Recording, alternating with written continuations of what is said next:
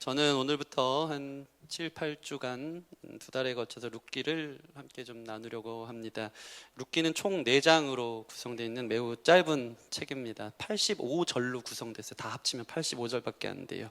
반 이상이 심지어는 대화체로 되어 있어서 옛날 이야기 듣듯이 또는 단편 드라마 보듯이 한숨에 읽을 수 있는 아주 쉽고 재밌는 책입니다. 쉽고 재밌는 책인 줄 믿습니다.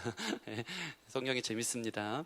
그래서 집중해서 읽으면 한 30분 정도면 된다고 합니다. 이렇게 강의를 하는 동안 여러분들이 집중해서 묵상하면서 꼭 한번 읽어보시기를 권합니다.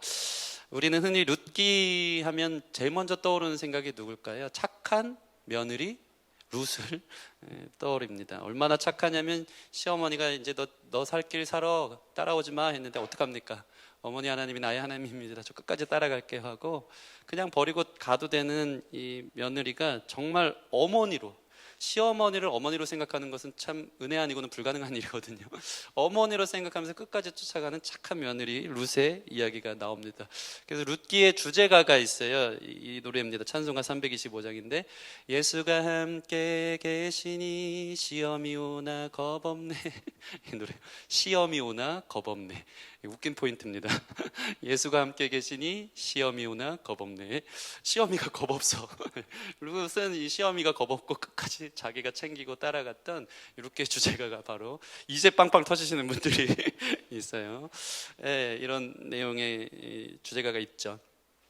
시어머니를 자신의 어머니로 끝까지 모시는 이야기에 이 고부 갈등에 대한 해결 스토리, 여기에 초점을 맞추고 가정주일 때 주로 하는 설교가 룻기일 때가 많습니다.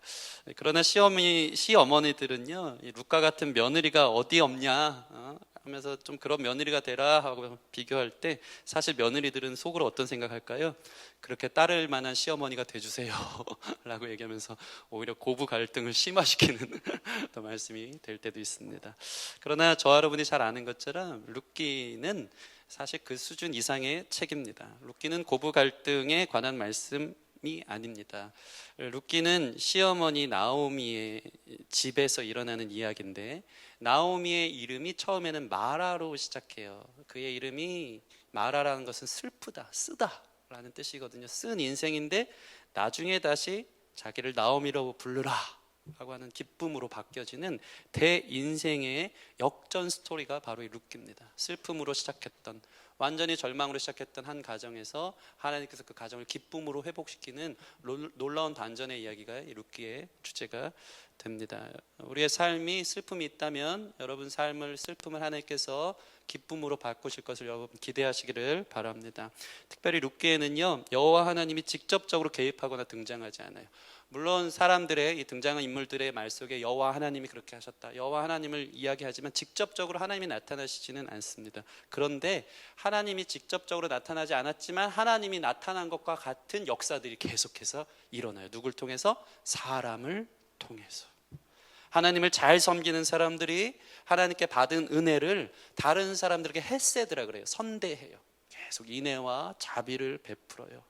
나랑은 상관없는 사람인데 주님께서 받은 은혜를 입은 사람들이 그를 나와 상관이 있는 이웃으로 여겨요. 그들을 도와요. 그들과 함께해요. 그러한 은혜의 이야기가 꼬리에 꼬리를 물어서 실패한 한 가정이 나중에는 다윗 왕가의 계보를 이루는 가정에까지 이르게 하고 넘어서서는 예수 그리스도의 족보에까지 오르는 역사까지 만들어내는 사랑의 이야기, 은혜를 베풀고 선대하는 이야기를 통해 완전히 망한 것 같은 한 가정에 예수 그리스도의 족보까지 이어지는 거대한 격차, 낙차의 폭을 가져다주는 놀라운 반전의 이야기가 바로 룻기인 것입니다. 우리는 이러한 룻기를 보면서 이 시대 속에 믿음의 사람들이 어떻게 살아야 하는지, 특별히 암울한 우리의 현실과 미래 속에서도 우리 믿는 사람들 안에서는 어떠한 소망이 있는지 믿음으로 바라보게 되는 거룩한 역사가 있는 줄 믿습니다. 특별히 예수님의 사랑을 이 룻기 안에서 깊이 경험하게 될 줄 믿습니다. 예수님이 우리를 어떻게 사랑하시는지, 선대하셨는지, 이 하나님의 은혜를 하나님의 손이 하는 것처럼 베푸는 그 사람들을 통해서 예수님의 사랑을 우리가 간접적으로 또 경험하며 하나님의 역사를 함께 나눌 수 있는 귀한 짧지만 2달간의 시간이 될 줄 믿습니다. 함께 이 깊이 안으로 들어오기를 소원합니다. 이 은혜 안에서 그저 룻기 책만 읽고 끝나는 게 아니고 그게 내 삶에 일어나고 있구나, 룻기 안에 일어난 소망이 나의 소망이구나. 룻기 안에 일어난 반전의 역사의 드라마가 바로 나의 이야기구나 하고 우리 자신을 향한 주님의 부르심의 음성으로 들을 수 있는 거룩한 은혜가 룻기 강해 동안 있기를 주님의 이름으로 축원합니다. 먼저 오늘 룻기를 시작하면서 그 시대적 상황이 어땠는지를 함께 좀 살펴보기를 원합니다. 어떤 상황으로 시작하는지 볼까요? 1절 말씀 보시면 사사들이 치리하던 때에라고 시작하고 있습니다. 그 시대가 사사들이 치리하던 사사 시대라는 것이죠. 이 사사들이 치리했던 시대라는 것은 어디를 얘기할까? 성경에 사사기가 있습니다. 아시죠? 그죠? 창세기, 출애굽기, 레위기, 민수기, 신명기, 여호수아. 그다음 뭐죠? 사사기, 룻기. 룻기의 이야기는 사사시대라는 거예요. 룻기 전의 책이 사사기거든요. 사사시대에 일어난 한 가정의 이야기를 지금 성경은 이야기하고 있는 것입니다. 그런데 저와 여러분들이 잘 아는 것처럼 사사시대에 반복되는 패턴이 있어요. 그렇죠? 그게 뭡니까? 이스라엘이 타락합니다. 하나님을 잘 섬기지 않아요. 하나님을 왕으로 섬겨야 되는데 무시합니다. 그럼 어떤 일이 벌어지죠? 하나님이 이스라엘 백성들을 다루십니다. 징계하십니다. 다른 나라, 이방 나라들을 일으켜서 이스라엘 백성들을 몇 년에서 몇십 년씩 포로기에 들어가게 하고 괴롭힘을 당하게 하나님 두십니다. 그러면 이스라엘 백성들이 어떡합니까? 그제서 회개하는 거예요. 하나님 잘못했습니다. 하나님 우리 왕이십니다. 하나님 우리의 전쟁에 대신 싸우실 분이십니다. 하고 회개하면서 나가면 어떤 일이 벌어집니까? 하나님이 한 사람의 사사를 일으키세요. 사사는 그 시대의 리더, 성령이 호련히 임하여서 특정인에게 임하여서 그를 통한 카리스마틱 리더십이 생겨서 하나님의 기적처럼 그 이스라엘 백성들 난관에 부딪히고 완전히 봉착해 있는 어려움에 봉착해 있는 자들을 일으켜내는 이 패턴이 350년에서 400년 동안 계속 반복되는 거예요. 이것이 바로 사사기의 패턴인 것입니다. 마치 우리와 같지 않습니까? 우리 인생에 이런 패턴들이 있는 사람들이 있지 않나 생각해봐요. 하나님 여러분의 왕이신 줄 믿습니다. 아멘. 왕인 줄 아는데 하나님 필요할 때만 왕이고 또 막 내 마음대로 살다가 또 뭐 인생에 어려움이 오면 회개하는 거야. 그럼 하나님이 도우세요. 도우세요. 그런 반복되는 삶이 아마 우리 사사시대와 같지 않은가. 그래서 이 사사시대를 성경에서 보면요 영적인 암흑기로 보는 거예요. 영적인 암흑기. 계속해서 반복되는 이런 삶을 보면서 이 사사기에 그래서 주제 말씀이 있어요. 오늘 말씀 한번 찾아볼까요? 룻기 바로 앞에 있거든요. 앞장을 넘겨보시면 사사기 17장 6절 말씀, 여러분 주보를 참고하시면 계속 기록하면서 볼 수 있습니다. 사사기 17장 6절, 이게 사사기의 주제거든요. 주제 말씀, 사사시대가 어떠했는지 한 번에 한 문장으로 이야기한다면 이렇게 이야기할 수 있는 것입니다. 같이 한번 읽어보겠습니다. 사사기 17장 6절 시작. 그때에는 이스라엘에 왕이 없으므로 사람마다 자기 소견에 옳은 대로 행하였더라. 아멘. 이게 사사기의 특징이고 주제예요. 그때에는 이스라엘에 뭐가 없어요? 왕이 없으므로 사람마다 자기 소견에 옳은 대로 행하였더라. 그때는 왕이 없었어요. 중심이 없었어요. 하나님이 왕이 아니었어요. 그러니까 자기 소견에 옳은 대로 행했다는 건 뭐냐면 자기가 왕이에요. 자기 생각대로 사는 거예요. 그게 사사시대예요. 그러니까 자기 생각대로 옳은 대로 막 하고 싶은 대로 살았던, 힘들 때만 하나님 찾았던, 힘들 때 잠깐 회개하고 또 회복되면 또 자기가 왕이 돼서 자기 마음대로 자기 멋대로 살았던 시대가 이 사사시대, 영적인 주님 중심, 주님이 왕 되신 삶을 살지 않았던 시대, 이 암흑기가 바로 사사시대라는 것입니다. 그렇다면 이 룻기를 보면서 우리 한 가지 또 단서가 있어요. 이 시대가 어떤지를 지금 보는 거예요. 그 시대가 사사시대인데 특별히 이 룻기는 지금 사사시대 중 어떤 시대였는가, 초기, 중기, 말기 막 이렇게 있지 않겠습니까? 성경을 잘 추적해 보면요 이때가 언제인지 우리가 알 수 있어요.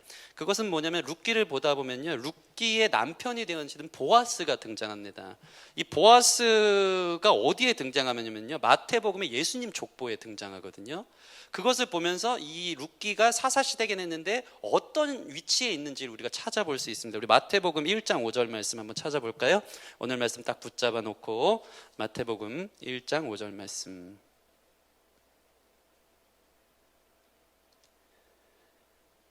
마태복음 1장 5절 말씀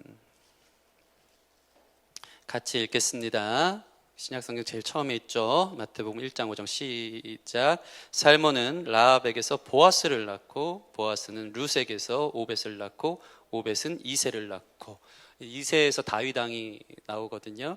여기서 보시면 특별히 룻의 남편 보아스가 나오지 않습니까? 근데 보아스의 엄마가 누구입니까? 문제입니다. 오늘 계보에 나오죠. 보아스의 엄마는 누구죠? 바로 보고도 모릅니까? 네, 1장 5절 라합입니다. 라합. 보아스의 엄마가 라합이래요. 라합 어디서 많이 들어보지 않았습니까? 어디서 나옵니까? 라합, 기생 라합, 여호수아에서 나옵니다. 여호수아 다음 사사 시대로 이어진다 그랬잖아요. 여호수아 정복기 아닙니까? 가나안의 여호수아 정복기. 이 가나안에 있던 7개의 거민들을 물리치면서 땅을 분배받았던 시대가 여호수아인데, 라합이 여호수아에 등장한다는 것이죠. 이 얘기는 무엇입니까? 이 라합은 이 여호수아에서 여리고성에서 어떤 사람으로 등장합니까? 정탐꾼들을 살려줍니다. 하나님의 군대가 오는 것을 보고 정탐꾼들을 살려줌을 통해서 여리고성에 그 모든 사람들이 진멸당할 때 유일하게 그 가정만 살아요. 라합만 살아요. 그리고 나서 이 정탐꾼인 자와 결혼해요. 살몬과 결혼해요. 결혼하고 낳은 아들이 바로 보아스가 되는 것입니다. 이 사실은 매우 흥미로운 단서를 우리에게 가져다 줘요. 무엇입니까? 각자 자기 옳은 대로 살아갔던 사사시긴 하지만 그래도 초기 사사시대라는 것입니다. 다시 말해서 라합이 살아있고 그 뒤에 보아스, 라합이 죽었을지어도 보아스의 역사가 룻기에 기록되어 있다는 것을 보면요, 여호수아 정복기가 끝난 지 얼마 안 된 뒤에 룻기 가정에서 일어나는 일을 이야기하고 있는 것입니다. 다시 말해 이스라엘 백성은 지금 영적으로 아주 신앙적으로 뜨거운 상태라는 것입니다. 여호수아 정복기 승리했던 그 시절, 하나님께만 순종했던 그 영적 신앙의 계보를 이어가기에 부족함이 없었던 초기 사사시대라는 것을 우리는 알 수 있습니다. 그래서 사사기 초반에는요, 이 사사기 2장 7절에 이런 말씀이 있어요. 여호수아 뒤에 생존한 신앙 좋은 장로들이 여호와께서 이스라엘에게 행하신 모든 일을 기억하며 여호와 하나님만 섬겼다는 기록이 사사기 초반에 나와요. 다시 얘기해서 여호수아는 죽었을지 모르지만 그 뒤에 살아있던 장로들이 신앙의 계보와 전통들을 이어가면서 유일하신 하나님을 잘 섬겼던 시절, 그것이 바로 초기 사사시대의 모습이라는 것입니다.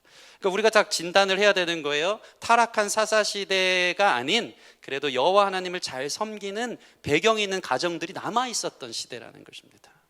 이러한 사건들을 보면서 특별히 이 나오미, 엘리멜렉의 가정은 그럼 하나님을 잘 섬겼는가? 초기 사사시대만큼 여호수아의 정복기 이후에 뜨거웠던 주님을 잘 섬기는 가정이었는가를 볼 때 이 2절 말씀에 나오는 엘리멜렉의 이름 뜻을 보면 잘 알 수 있습니다. 2절에 보시면 그 사람의 이름은 엘리멜렉이요, 그 가정의 가장을 얘기하는 거거든요. 엘리멜렉의 이름 뜻을 보면 잘 알 수 있어요. 구약에 나오는 사람들의 이름 뜻만 알아도 그 인생이 다 풀려지거든요. 엘리멜렉의 이름 뜻은, 엘리는 무엇이냐면 바로 나의 하나님이라는 뜻이에요. 예수님도 그렇게 십자가에서 기도하지 않습니까? 엘리 엘리 라마 사박다니, 나의 하나님. 그리고 멜렉이라는 것은 이 아비멜렉 왕 많이 들어보셨잖아요. 멜렉 자체가 왕이라는 뜻입니다. 다시 얘기해서 오늘 등장하는 이 가정의 이 가장이었던 엘리멜렉의 이름 뜻은 나의 하나님은 왕이십니다. 하나님은 나의 왕이십니다라는 뜻이에요. 초기 사사시대에 하나님을 잘 섬겼던 가정이 몇몇 남아있었던 그 시대지만, 그 시대 속에서 특별히 엘리멜렉이라는 이름을 보면서 우리는 그 가정이 그 이름 뜻만 봐도 예수님을, 하나님을 잘 섬겼던, 신앙이 좋았던, 하나님을 왕으로 섬긴 하나님이 택한 가정이라는 사실을 우리가 추적할 수 있는 것입니다. 다시 말해서 하나님을 아주 잘 섬겼던 가정이라는 거예요. 엘리멜렉 가정이 하나님 잘 믿었습니다. 신앙생활 열심히 했고요, 하나님만 왕으로 모셨던 가정이 바로 이 모습이에요. 그런데 지금 이 엘리멜렉 집안에 어떤 일이 벌어집니까? 참 충격적이죠. 이해할 수 없는 일이 벌어지는 거예요. 그렇게 신앙 있는, 하나님을 왕으로 섬기는 한 가정이 오늘 말씀을 보면 한마디로 뭐라고 말할 수 있습니까? 완전히 망한 거예요. 완전히 쫄딱 망한 거예요. 완전히 몰락하는 내용이 기록된 거예요. 룻기의 첫 시작이 너무 비극으로 시작되고 있습니다. 가장 엘리멜렉이 어느 날 갑자기 모압 땅으로 이사를 가요. 근데 거기 가서 어떻게 됩니까? 아내를 두고 두 아들을 두고 그냥 죽어요. 죽은 이유는 나오지 않아요. 근데 갑자기 죽습니다. 불의의 사고로 질병에 걸려 죽든지 죽은 거예요. 그런데 어떤 일이 벌어집니까? 남아있는 두 아들마저 결혼했는데 결혼하고 나서 자기 처들을 놓고 두 아들마저 죽은 거예요. 자녀도 낳지 못하고 다 죽은 것입니다. 이게 불과 모압 땅으로 이사간 지 10년 만에 이루어진 비극인 거예요. 아빠도 죽고 자기 남편도 죽고 자기 아들 둘도 다 잃어버린 비극의 시작. 그 집안의 남자가 다 죽었다는 것은 씨가 마른 거예요. 시어머니 나오미와 두 며느리 오르바와 룻만 남은 상황, 완전히 망한 가정의 상황이 지금 어디서 일어났다고요? 하나님 잘 섬기는 집안에서 일어난 것입니다. 과부가 된 나오미, 이 남은 사람이 무슨 잘못입니까? 어색한 이방 며느리 2명 데리고 가족이라고 할 수 있는 연결고리는 전혀 없는데 그들만 남겨진 채 덩그러니 남아있는 이 세 여자의 모습이 룻기의 비극적인 시작이라는 것입니다. 당시 사회에서 과부는 가장 천대받는 사람이었고요, 더군다나 나이도 많은 할머니였고 자식도 없었어요. 지금 사는 터전도 타국이에요. 생계나 치안에 있어서 또 가정의 미래도 없는 정말 가장 처량하고 비참한 지경에 놓여져 있는 상황인 것입니다. 여러분, 하나님 잘 믿는 가정에 왜 이런 일이 하루아침에 일어났을까요? 왜 이렇게 저주받은 것처럼 다 끝난 것처럼 보여질까요? 그 원인을 우리가 좀 봤으면 좋겠어요. 그 원인은 1절 말씀 한번 볼까요? 1절 말씀 보면 이 외적 원인이 제공된 원인이 있어요. 그게 뭡니까? 1절 같이 한번 읽어볼까요? 룻기 1장 1절 시작. 사사들이 치리하던 때에 그 땅에 흉년이 드니라. 유다 베들레헴의 한 사람이 그의 아내와 두 아들을 데리고 모압 지방에 가서 거류하였는데, 외적인 원인이 첫 번째 등장합니다. 사사들이 치리하던 때에 뭐가 들어요? 그 땅에 흉년이 들었다는 것입니다. 당시 농경사회에서 흉년이라는 것은 심각한 재난입니다. 먹고 살 것이 없는 일이 벌어진 거예요. 흉년으로 인해 고통당하고 피할 길이 정말 필요했던 외적인 어려움이 한순간에 다가온 것입니다. 그런데 지금 흉년이 어디 들었습니까? 1절 보니까 유다 베들레헴에 든 거예요. 베들레헴의 뜻은 떡집이라는 뜻이에요. 떡집. 베들 바이트가 집이고 레헴이 떡빵이라는 뜻이에요. 베들레헴 자체가 떡집이라는 것은 사실은 베들레헴에는 떡이 마를 날이 없다는 것이에요. 매우 풍성한 곳, 그곳에서 나는 풍성한 농산물들, 보리와 밀 같은 것들로 인한 곡창지대가 풍부한 것. 그래서 이 룻기의 배경을 보면요, 곡창지대가 나와요. 계속 논밭이 나와요. 엄청 풍성한 베들레헴을 사실 이야기하고 있는 곳이에요. 다시 얘기해서 베들레헴은 먹을 것이 떨어지면 되는 곳입니까? 안 되는 곳입니까? 떨어지면 되는 곳이 아닌 거예요. 이름 자체에 맞게 계속해서 풍요로웠던 것인데, 문제는 지금 특이한 현상이 일어난 거예요. 거기에 흉년이 들었다는 것입니다.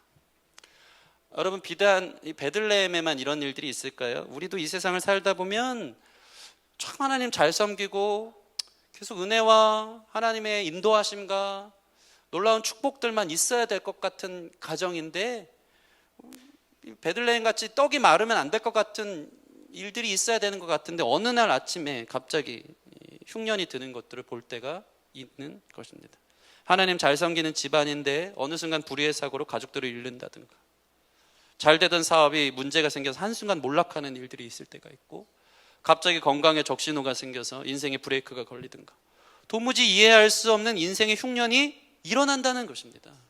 하나님 잘 섬기는 것과 상관없이 갑자기 큰 문제가 가정을 치고 우리 삶에 엄습하는 것이 사실 특이한 것 같지만 우리 주변에, 그리고 우리 삶에 경험했던 일들이 아닙니까? 그죠? 이해할 수 없는, 풍요로만 되는 그 땅에서 그런 일들이 일어나는 거예요. 외적인 불가항력적인 일들로 인해서 도무지 헤어나올 수 없는 풍년이 온다는 것입니다. 그러면 문제는 여기 있습니다. 이러한 어려움 속에 하나님을 왕으로 섬기는 사람들은 어떻게 해야 될까요? 이것이 우리의 오늘의 이슈입니다. 어떻게 해야 됩니까? 주님, 도대체 이런 일은 왜 일어난 것입니까? 주님 앞에 무릎 꿇어야 되는 것이 정답인 줄 믿습니다. 이러한 흉년들이 일어났을 때, 우리 삶에 이해할 수 없는 고통의 문제들이 다가왔을 때 주님의 뜻은 무엇입니까? 물어봐야 하는 것입니다. 질문하고 무릎으로 승부해야 되는 것입니다. 전도서 7장 14절에 이런 말씀이 있어요. 제가 읽어드릴게요. 형통한 날에는 기뻐하고 곤고한 날에는 되돌아보아라.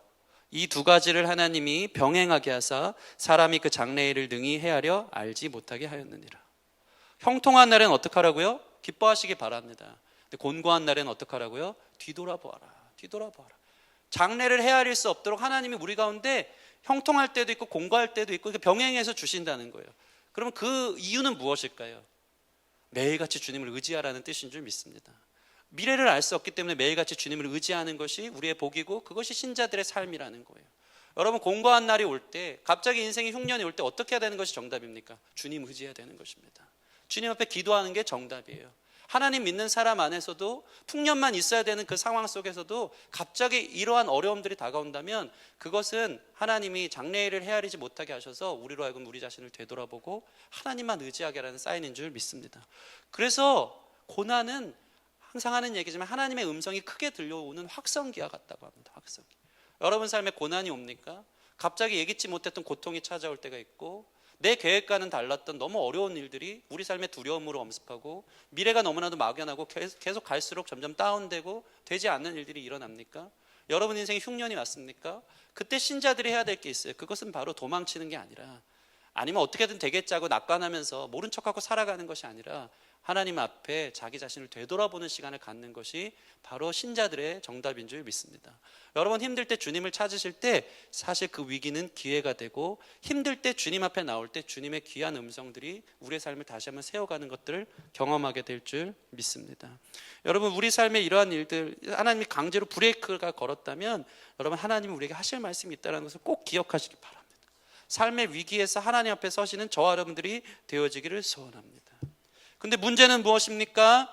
이 엘리멜렉 집안은 그 흉년 앞에서 지금 어떻게 해요? 하나님 잘 섬긴다고 했는데 기도하는 내용이 하나도 없어요. 매우 실망스러운 행동을 합니다. 주님 앞에 묻지도 따지지도 않고 어떻게 합니까? 흉년이든가 그냥 모압으로 도망쳐 버리는 거예요. 하나님을 왕으로 삼은 그가, 하나님의 자녀인 그가 예배하고 기도하는 태도는 찾아볼 수가 없는 거예요. 다가오는 흉년 앞에 신앙적이거나 하나님을 의식하는 태도는 찾아볼 수가 없는 것입니다. 여러분 힘든 순간 하나님을 떠나지 않기를 바랍니다. 넘어져도 하나님 앞에 넘어지시기를 소원합니다. 흉년 앞에 하나님의 사인을 알고 기도하실 때 그곳에서 주신 하나님의 은혜가 있고 계획과 뜻이 있는 것입니다.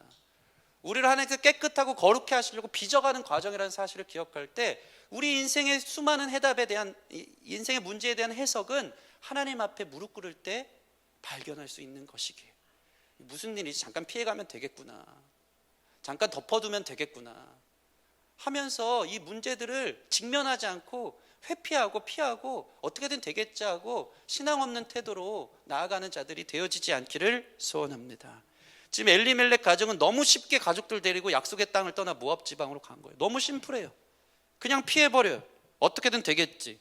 너무 쉽게 인간적인 방법으로 다른 일들을 찾고 하나님 아닌 자기의 계획과 생각대로 살아간 거예요. 이거 이렇게 풀면 되더라, 잠깐 있다 오면 되겠지, 하나님도 눈 감아 주시겠지. 사람 의지하고 조건 의지하고 상황 의지하는 믿음 없는 모습들이 보여지는 거예요.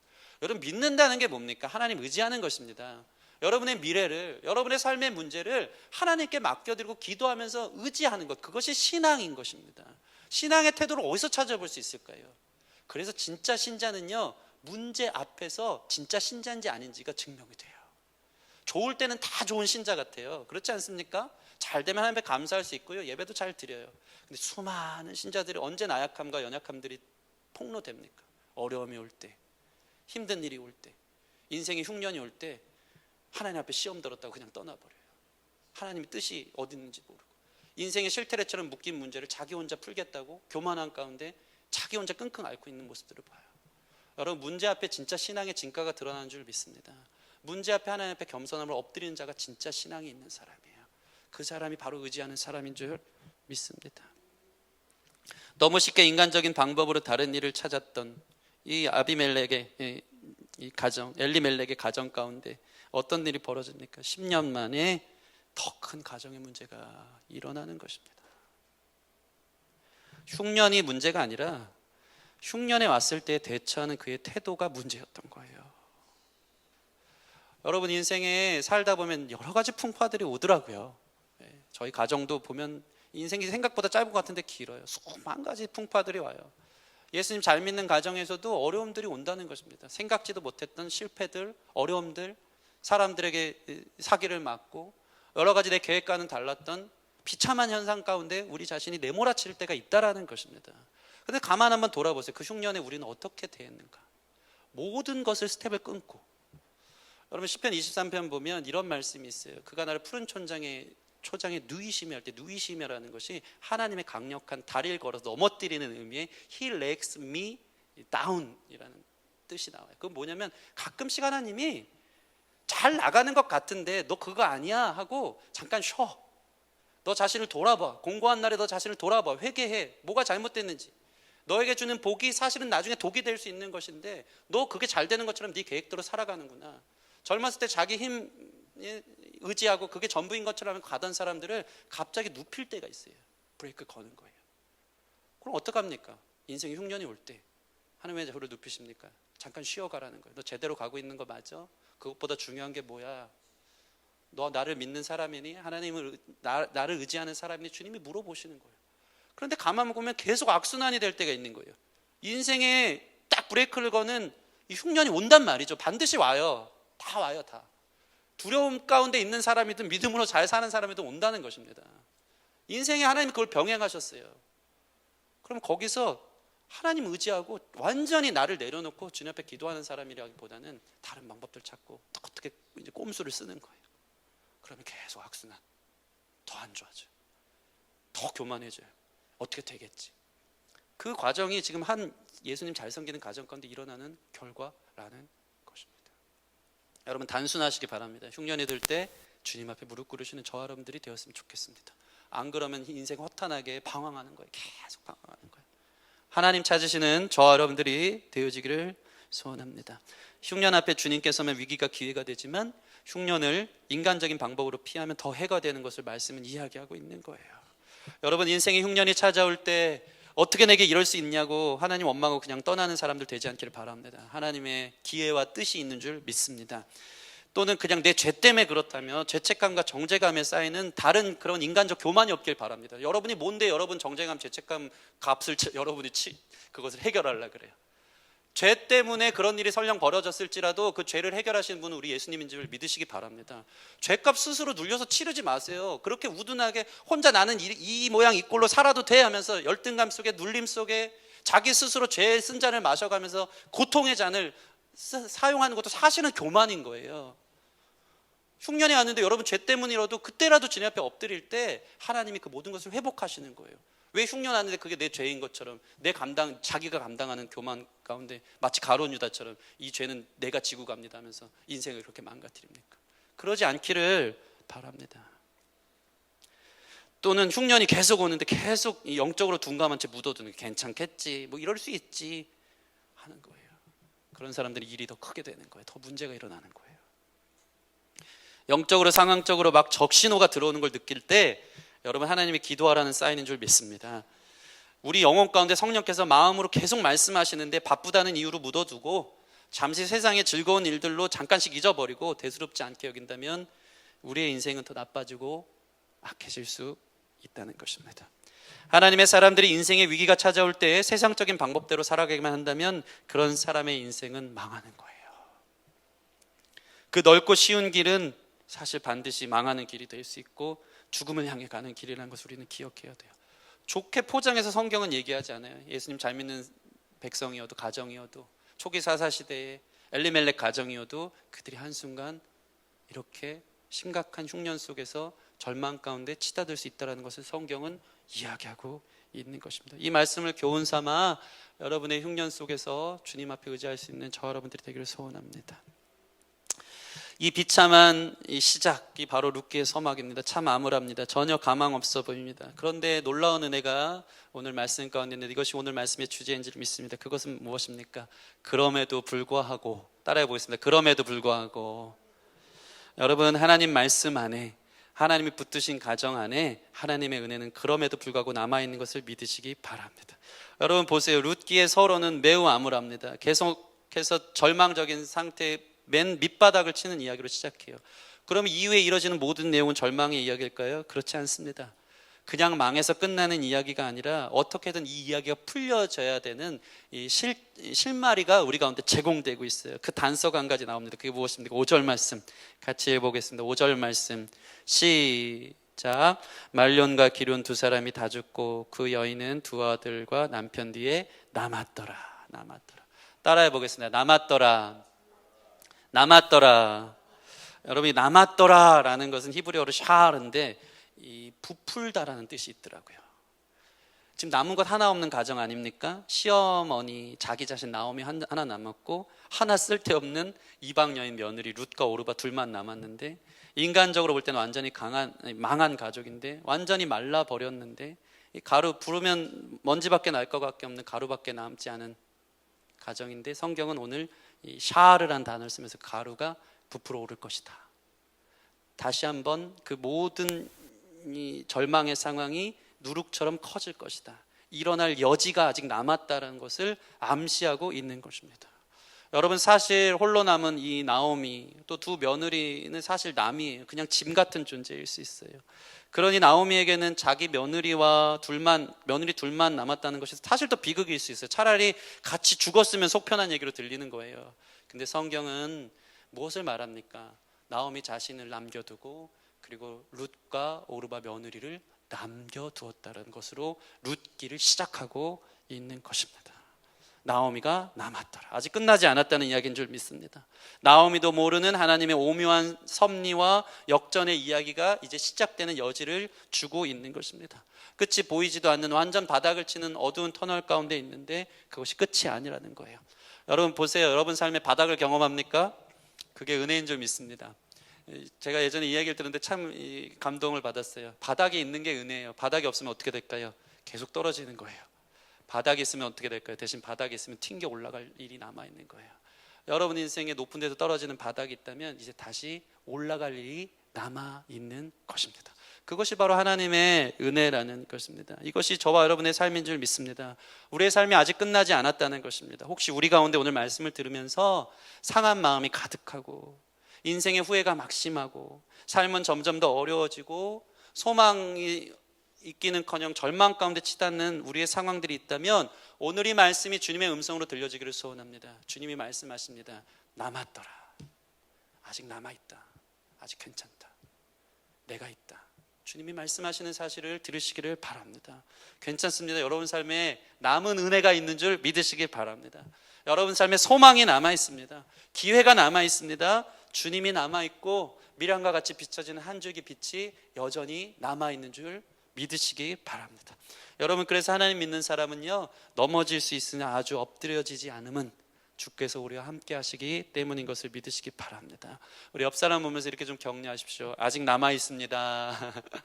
네, 아멘. 여러분, 남아있습니다. 믿으십니까? 남아있는 나 자신이 있고 남아있는 내 주변의 사람들이 있고 남아있는 주님의 은혜가 있음을 기억하시기 바랍니다. 내 손에 다 실패한 것 같은 작은 도시락 하나, 오병이 하나 남아있어도 그 남은 것 갖고 주님은 5,000명을 먹이시는 놀라운 역사를 이루시는 전능하신 하나님을 여러분 기억하시기 바랍니다. 그러니 낭망하지 않기를 바랍니다. 절망하지 않기를 바랍니다. 주님 안에 붙들린 인생은 실패하여서 좌절해서 완전 엎드려지고 완전히 망한 것처럼 여겨질지 모르겠지만 여전히 주님의 손 붙드신 은혜가 남아있다는 사실을 여러분 기억하시기 바랍니다. 그래서 신약성경에 보면 때를 따라 돕는 은혜의 성령님이 계시는데 이 때를 따라 도울 때 이 돕는다는 것은 뭐냐면 이 배가 완전히 침몰할 때 완전히 난파돼서 더 이상 일어설 가망이 없을 것 같은 배를 여전히 붙들고 계시다는 의미로 이 말이 있는 거예요. 여러분 하나님을 태운 주님과 함께하는 주님이 붙드신 인생은요 완전히 난파되어 침몰할 것 같을지라도 그 중심 옹골이 그대로 붙어 있어서 다시 한번 일으켜 세우는 역사가 있음을 여러분 믿으시기 바랍니다. 여러분 룻기는 우리에게 그것을 말해주고 있는 거예요. 여러분 이보다 더 망한 가정이 있습니까 없습니까? 물론 있을 수 있겠지만 성경은 지금 얘기하는 거예요. 이렇게 극단적으로 망해버린 한 가정이 있지만 그럼에도 불구하고 성경은 말하고 있는 거예요. 남았더라. 가능성이 남아있더라. 결국에는 이 망한 것 같은 가정 속에 상상도 할 수 없는 다윗의 계보, 예수님의 계보, 놀라운 주님의 역사를 이룰 여지가 기적이 남아있다라고 주님이 말씀하고 계신 사실이 저와 여러분의 미래에 대한 두려움을 떠나보내게 하는 놀라운 하나님의 음성으로 들려지기를 소원합니다. 여러분 남아있는 것입니다.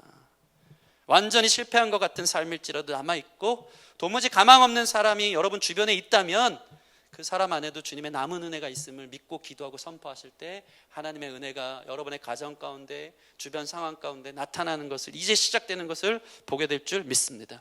그러니 여러분 인생에 믿음 없음으로 완전히 망한 것처럼 단정 짓지 않기를 바랍니다. 오늘 우리의 기도가 달라져야 돼요.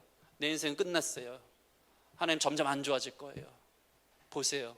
하고 단정짓던 잘못된 믿음을 여러분 던져버리시기 바랍니다. 주님의 신실하신 손이 여러분을 붙들고 계시기에 여러분을 향한 주님의 은혜가 남아있음을 믿음으로 선포할 수 있는 오늘 이 시간이 되어지기를 소원합니다.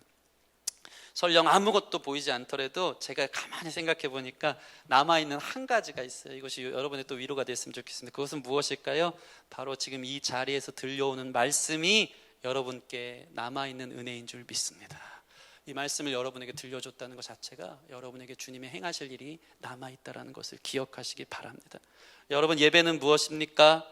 모든 두려움을 버리고 소망의 주님을 바라보는 것입니다. 예배는 가끔 그것과 같더라고요. 캄캄한 방에서 불이 어디 있는지 헤매는 것처럼 막 허우적대는 것과 같더라고요. 그럴 때 있지 않습니까? 그죠? 불이 어디 있나 막 찾는 게 너무 아무것도 안 보이니까 너무 초라할 것이죠. 허우적대는 거예요. 그러다가 불을 딱 발견하면 탁 키면 한순간 빛이, 언제 어둠이 있었냐는 듯이 한순간 빛이 탁 밝아오는 거예요. 예배는 그것입니다. 여러분, 남았더라라는 주님의 은혜는 어두움 가운데 허우적된 우리의 삶이 있다면 불을 켜는 거예요. 불을 켜면 주님의 은혜가 남아 거기서부터 다시 우리를 일으키시고 시작하는 것을 보게 될 줄 믿습니다. 그 빛을 찾는 저와 여러분들이 되어지길 소원합니다. 말씀을 맺겠습니다. 여러분 삶에 예기치 못한 흉년이 들었습니까? 회피하지 마시기 바랍니다. 도망가지 마시기 바랍니다. 자기 힘으로 해결하려고 애쓰지 않기를 바랍니다. 기도합시다. 주님을 의지합시다. 주님께 물어보고 자기의 공고한 인생을 되돌아보고 회개하는 저와 여러분들이 되어지길 소원합니다. 그러나 만약 혹시 지금까지 도망치듯 자기 힘으로 어떻게 해보려다가 흉년에서 더 큰 흉년으로 완전히 망한 것 같은 인생 가운데 치닫은 인생들이 있다면, 누구에게도 말 못할 두려움 가운데 있는 사람들, 아무도 내 편이 없다는 생각들이 있을 때가 저도 가끔 들 때가 있어요. 누구에게도 말 못할 고민들이 있더라고요. 누구에게도 말 못할 고민, 걱정 끼칠 것 같고 내 마음 다 알아줄지 않을 것 같은 두려움의 문제들이 저를 엄습할 때가 있고, 아무도 내 편이 남아있지 않은 것처럼 절망적인 상황 가운데 계신 분이 계시다면 오늘 주님이 말씀하십니다. 남았더라. 이 말씀을 묵상하시기를 바랍니다. 주님이 그 손을 놓지 않으십니다. 베들레헴에 있었던 사람 엘리멜렉, 나의 하나님은 왕이십니다 고백하던 사람 반드시 하나님이 일으키시고 회복하시는 줄 믿습니다. 그 모든 과정 속에서 우리 자신의 인위적인 삶의 습관들, 성공, 부, 명예는 사라지고 오직 주님의 신위적인, 주님의 은혜, 인도, 공급, 소망, 영원한 삶만이 남아있는 것을, 그러한 역사로 우리를 그려가시는 것을 경험하게 될 줄 믿습니다. 우리 안에 남은 마음, 남은 은혜를 경험하며 여전히 남아있는 은혜와 자비, 하나님의 계획과 역사를 기대하고 바라보는 저와 여러분들이 되어지기를 주님의 이름으로 소원합니다. 우리 같이 찬양하고 기도하는 시간 갖겠습니다. 우리 그 사랑이라는 찬양인데요,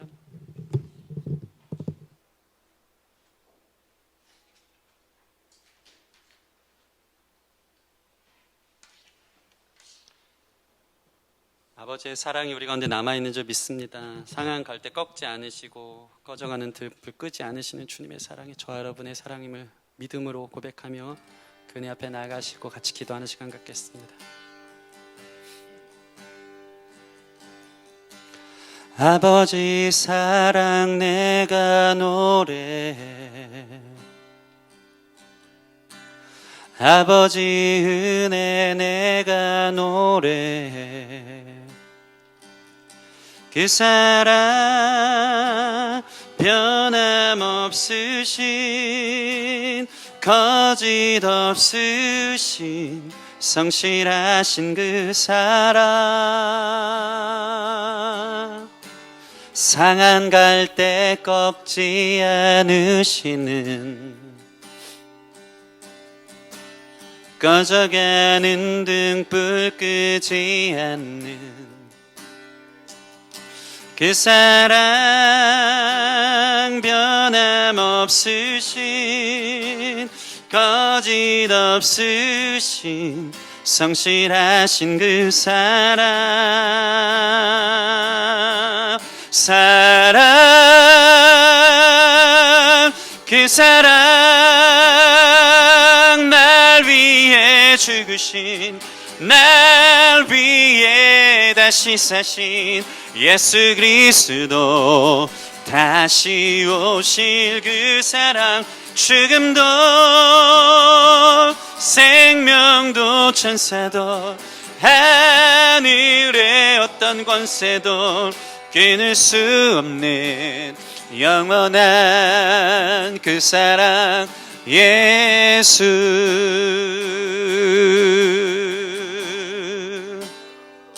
상한 갈 때 꺾지 않으시는, 꺼져가는 등불 끄지 않는 그 사랑, 변함없으신, 거짓없으신, 성실하신 그 사랑,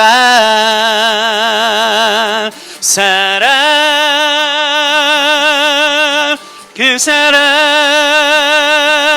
날 위해 죽으신, 날 위해 다시 사신 예수 그리스도, 다시 오실 그 사랑, 죽음도 생명도 천사도 하늘의 어떤 권세도 끊을 수 없는 영원한 그 사랑 예수. 그 사랑 날 위해 죽으신, 날 위해 다시 사신 예수 그리스도. 아멘. 죽음도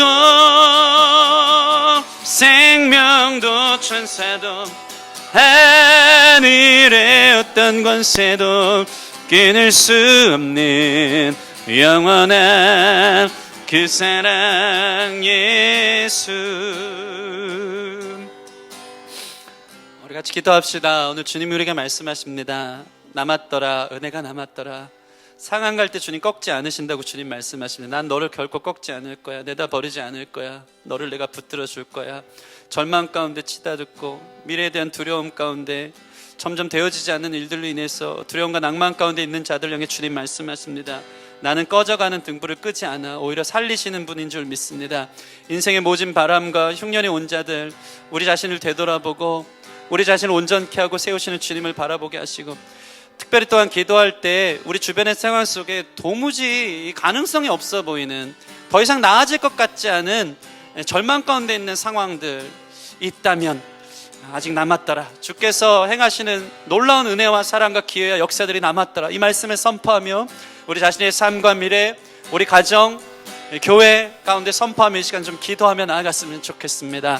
주님의 음성 들으며 함께 나아가십시다. 함께 기도하시겠습니다.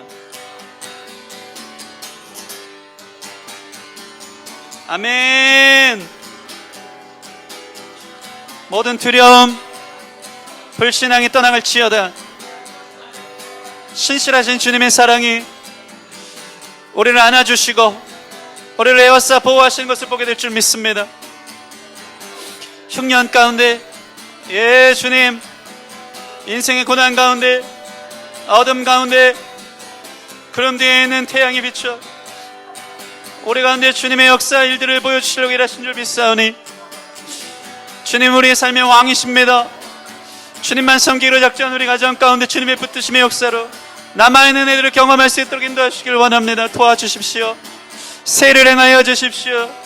하나님의 사람들을 통하여서, 기도를 통하여서, 하나님 남아있는 사람들과 주님의 은혜를 통하여서 거룩한 주의 역사들이 있음을 소망으로 바라보며 시작되기를 원하오니, 바닥을 치는 인생, 험한 인생, 아버지 폭풍과 같은 인생의 흉년 속에 더 이상 아버지 일어설 제기할 수 있는 희망과 소망이 없는 자들 안에 아버지 빛을 비추게 하여 주시고 은혜가 있게 하여 주시옵시고, 가능성 없고 가망 없는 우리의 기도조차 막혀있는 문에 신음조차 할 수밖에 없는 우리의 삶에 주님의 놀라운 역사 은혜들이 있는 줄 믿습니다. 인도하여 주시옵소서. 이끌어 주시옵소서. 하나님 사랑의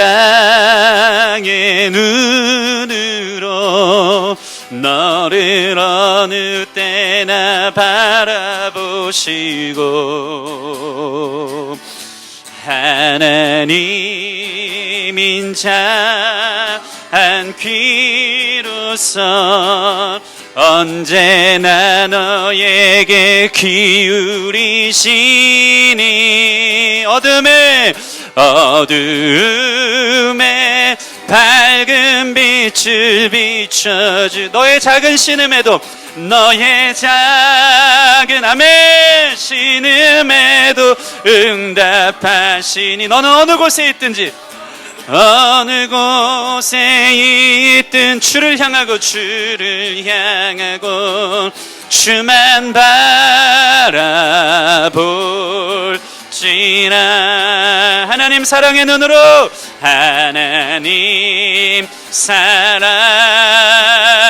눈으로 너를 어느 때나 바라보시고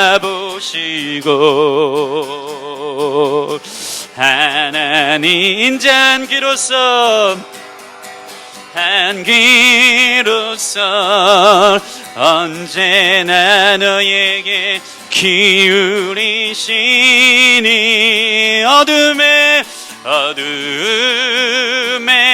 밝은 빛을 비춰주시고 너의 작은 신음에도 아버지여